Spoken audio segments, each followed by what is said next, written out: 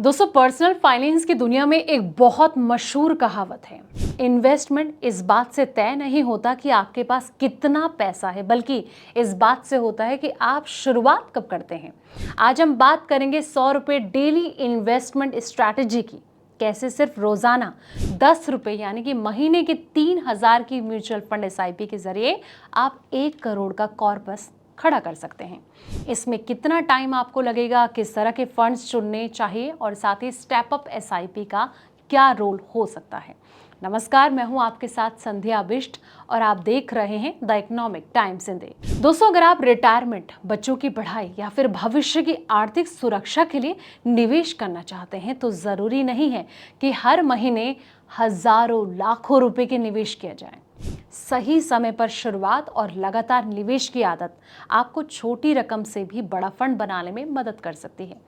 दोस्तों, मान लीजिए कि आप रोज सिर्फ 100 रुपये बचाते हैं और ये रकम लगभग 1 कप कॉफी, चाय, छोटे मोटे नाश्ते के बराबर होती है। यही पैसा अगर हर महीने 3000 रुपये की SIP के रूप में लगातार 25 साल तक निवेश किया जाएगा तो कंपाउंडिंग की ताकत से ये रकम 1 करोड़ रुपए से ज्यादा की हो सकती है। हालांकि ये पूरी तरह निवेश पर मिलने वाले जो रिटर्न है इस पर डिपेंड करेगा और बाजार में जुड़े निवेश में रिटर्न की कोई गारंटी जो है वो नहीं होती है। दोस्तों, अब सवाल ये आता है कि करोड़ों का फंड कैसे बन सकता है। अगर कोई आदमी हर महीने 3000 रुपये यानी कि रोज 100 रुपये निवेश करता है तो 25 साल में उसका जो कुल निवेश है वो सिर्फ 9 लाख होगा।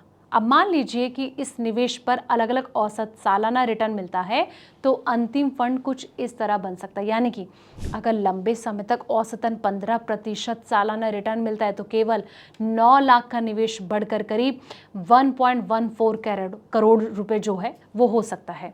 अब कंपाउंडिंग कैसे कमाल कर सकती है? इस पूरे निवेश का सबसे बड़ा राज कंपाउंडिंग है।